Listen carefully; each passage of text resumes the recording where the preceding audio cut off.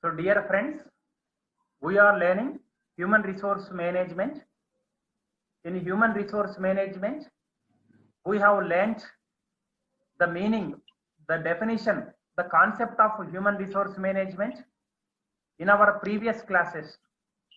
Okay, these are the activities and the process that is involved in human resource management.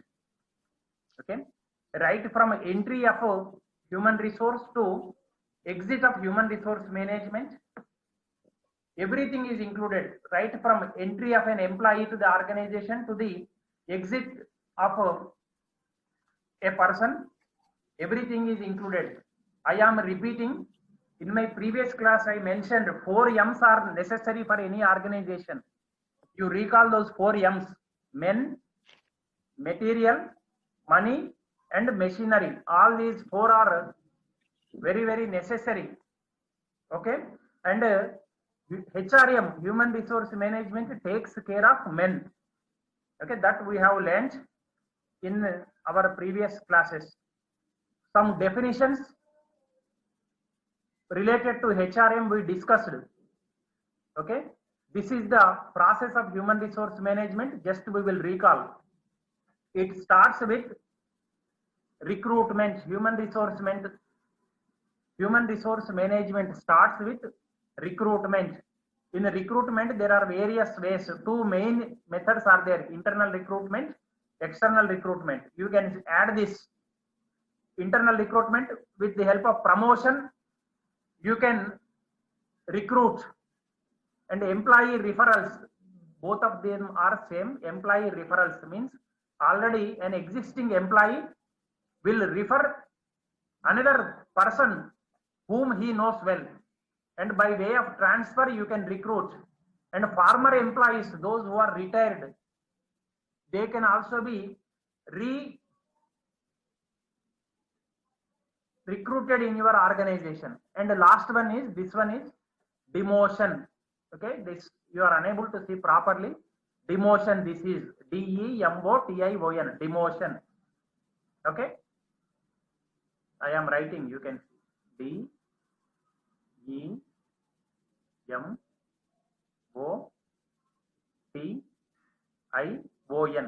Demotion means, I am repeating, from a higher cadre you are going to lower a person's cadre, that is known as demotion. Now external recruitment I have discussed in my previous class. With the help of advertisements you can recruit new personnel. Campus recruitments are there nowadays. You can see in famous colleges you will have campus recruitments. And mergers and acquisition. Merger and acquisition means 2 companies are there. Let us take for example, A company is there, B company is there. A company is combined with B company, means joining of 2 companies is merger of a company. And acquisition of company means A company is taking the total control over B company, that is acquisition. Means a company acquired another company, means purchased another company. Merger means 2 companies are joined. They may have both may have equal status, whereas in acquisition 1 company is purchasing another company. In that case, new recruitments can be taken up from the old company. Likewise, so walk-in interviews you can conduct. These are various methods of recruitment. So on the job, then selection will be done based on written test or interview or any other physical test, and then training will be given. The training is of 2 kinds. Yesterday in my previous lesson I have mentioned on the job training, off the job training. Then assessment of performance will be done. Traditional methods are there, modern methods are there. What are they? In the coming lessons we will learn. And ultimately you will try to motivate the employees. Motivation can be in the form of rewards and benefits or recognition by way of promotion or any other transfer that the employee desires. And motivation may be obtained by way of compensating, maintaining labor relations, or providing proper health facilities or welfare facilities, taking safety measures and compliance to labor laws. So this is the process of human resource management.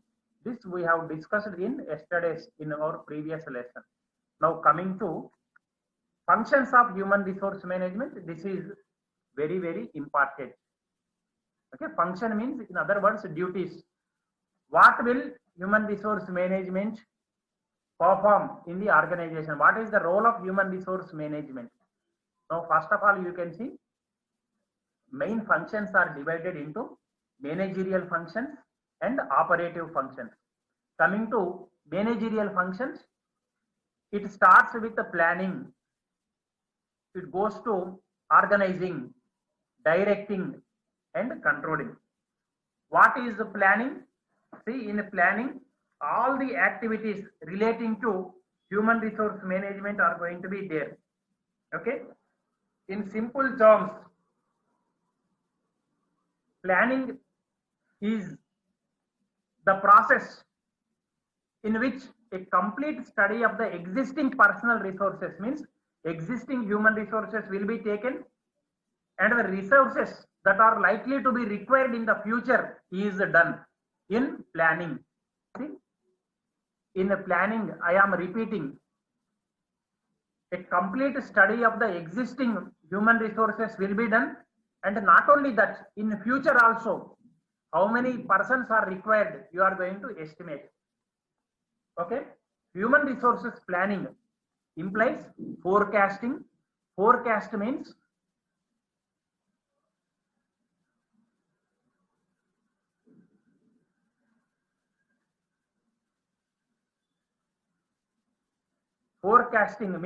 estimating.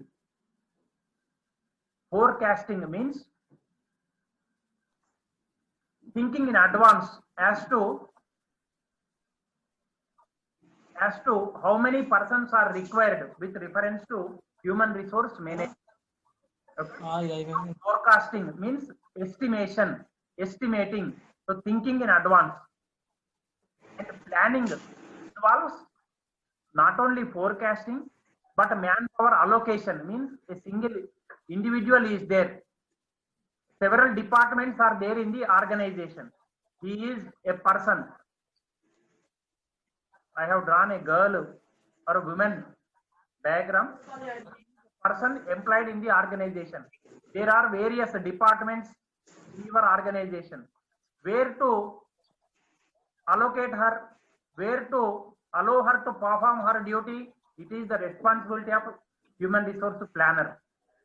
So planning implies forecasting, manpower allocation. So planning implies, first of all, forecasting. F stands for forecasting. And then allocating. F means forecasting, means I am repeating, estimating in advance how many persons are required for the organizations. You are going to think in advance, and after recruitment is over, you will have to allocate that person. So you have recruited, and you have to allocate that person to a department, and you have to motivate the person to perform the duties, and you have to provide D is for development. Planning implies all these things: forecasting, allocating, motivating, and development. Development means you will have to give training. Again, we will discuss about development separately. Then I will tell. So, in a nutshell, planning is a process which can be defined as a complete study of the existing personal resources and the resources that are likely to be required in the future for the organization. Now, so managerial function starts with planning, and the next step is organizing. So organizing means you have to allot them positions. You have to clearly define what is their role in the organization, where they have to be seated, where they have to work, how many departments are going to be there. We have to define properly, and you have to separate works for the already employed employees, for the recruited employees, that is organization or organizing. So from organizing, you will go to directing. Means you will give them in advance this day your work is this. Here you have to sit. This is the deadline for you to complete a particular task. You have to be obeying the orders of so and so person. Everything will be directed to.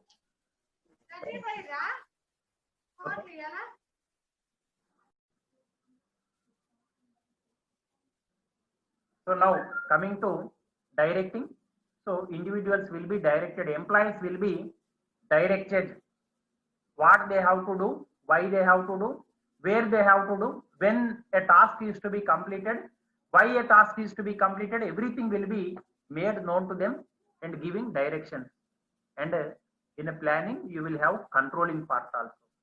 Means control means, suppose a person has been given a task of completing 100 units of production in 2 days, but he is able to complete only 80 units. Then some kind of either motivation will be there for the individual, or otherwise some punishment will be there, and a decreasing salary, maybe decreasing salary, or transferring him or demoting him. So those are the controlling measures. The control implies to take necessary action, necessary corrective action. So these 4 are termed as managerial functions. This is the managerial role of human resource management: planning, organizing, directing, and controlling. These 4 are managerial functions of human resource management. Coming to operative function. In operative function, 5 divisions are there: procurement, development, compensation, integration, maintenance. So dear friends, whatever we discussed in managerial function is more or less theoretical in nature, whereas operative functions are operational, means they are practically oriented. Now they start with procurement of human resources, development of human resources, providing compensation to human resources, integrating the work of human resources, and maintaining human resources in an appropriate way so that their health is intact. They are in safe place. They work in safe place. Okay, now coming to procurement. In procurement, you will come across job analysis. What is job analysis? What a person has to perform in the duty, that will be discussed in job analysis. What is the nature of the duty involved, that will be discussed in job analysis. Analysis implies detailed examination. Now in job analysis, what a person has to perform, suppose a clerk is there, what he has to do, what is his duty, will be mentioned to him, will be expressed to him. Okay, job analysis implies mentioning the individual, what he has to do, how he has to do.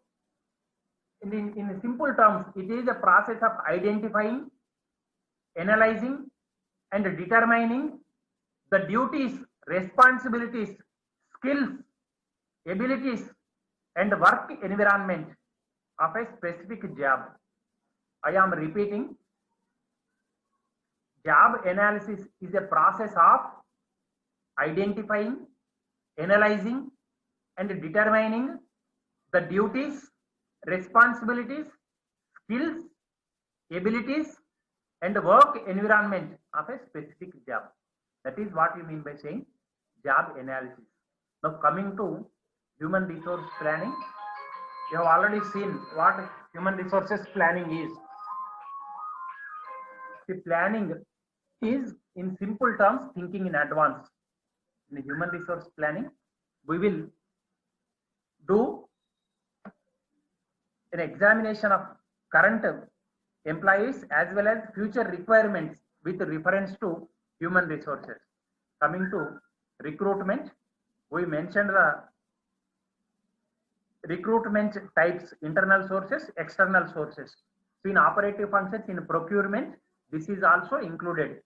an individual can be recruited by way of internal sources or external sources. Now selection. So recruitment can be done with the help of appropriate tools of selection. It may be written test. Again, you all know written test may be descriptive type or multiple choice or fill in the blanks likewise. Then ultimately you will come to know about placement.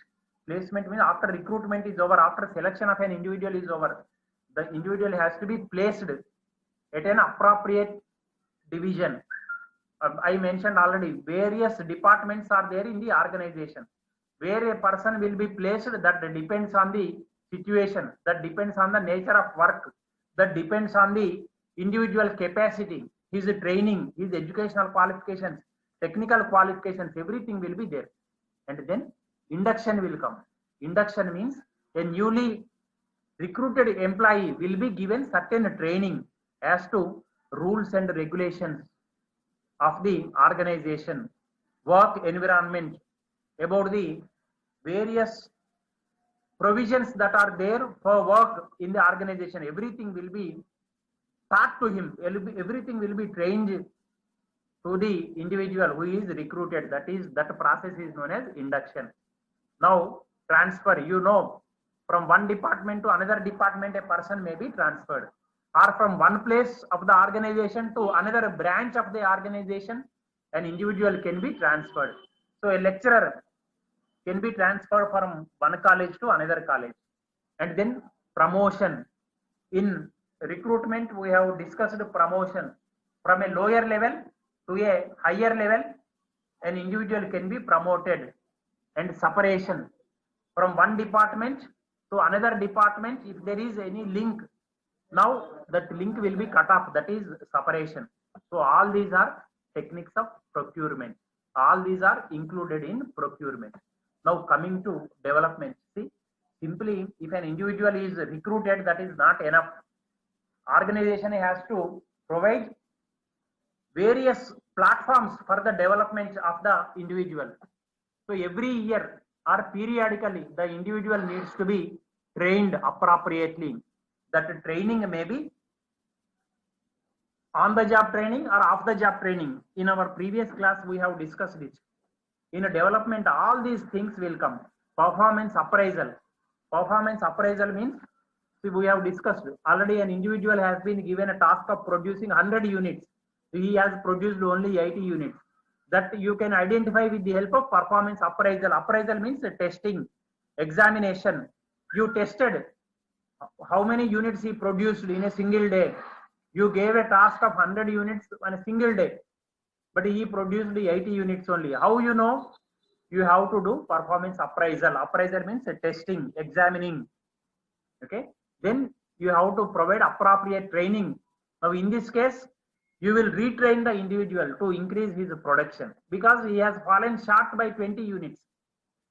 You have directed him to produce 100 units, but he produced only 80 units. So for this, he has to be trained in order to increase his production.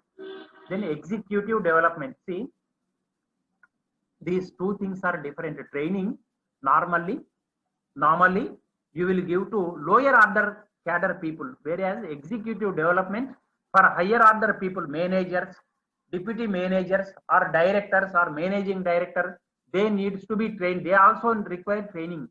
Their training is known as executive development. Whereas a lower order individual who is working in the organization, let us take for example a clerk, a foreman or an attender or any other lower order personnel, they require training. They require to hone their skills, to improve their skills, and that part is known as training. And a higher order person, if he is trained, that training is known as executive development. Now career planning and development. See, if immediately after recruitment is over, after some time is over, the organization has to decide every individual whether they are capable of being promoted in their career. What are the opportunities that can be made available to individuals based on their educational qualification or technical qualification or training that they have taken in the organization. So career planning and development is another step in development. Okay, nobody wants to stay at the same place. See, if you are studying BBA or BCom for 2 years or 3 years, you will study, and afterwards you want to go to MBA or any other course that you desire. You have to choose your career properly, but no person want to stay at the same place.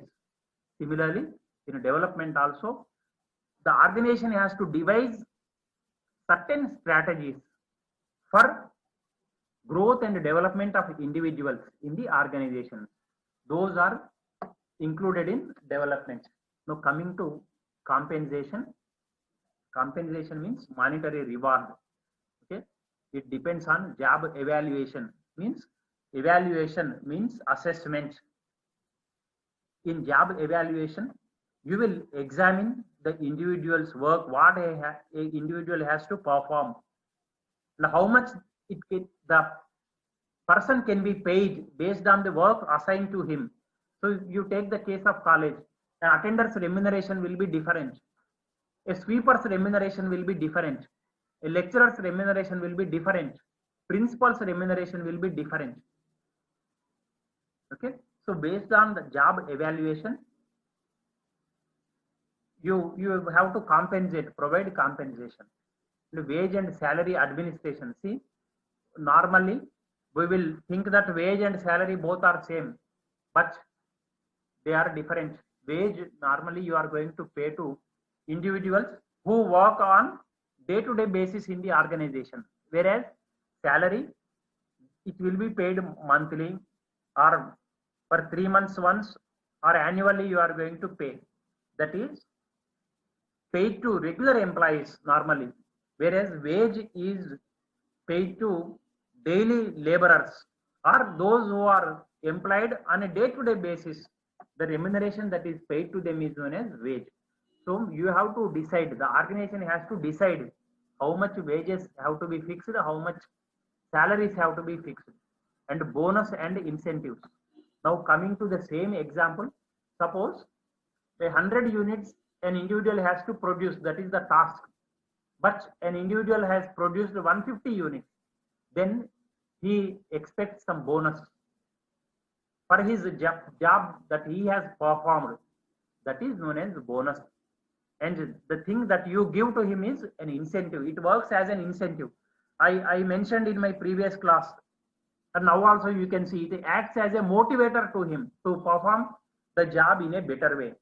So bonus and incentives have to be paid to individuals based on their capacity. Suppose if the organization is enjoying the profits, then bonus can be paid. You can observe Singareni Collieries company, or Singareni Collieries will pay bonus to its employees periodically, maybe for Dasara, every Dasara, or for Sankranti, or for Diwali. So because every year you can observe the profits are increasing for the organization. So the individuals who are working, they expect something in return. So that return is going to be in the form of bonus in case of festivals or in case of any other good things that happen. Now coming to payroll. Payroll means it is nothing but, in simple terms, a register in which how many are employed.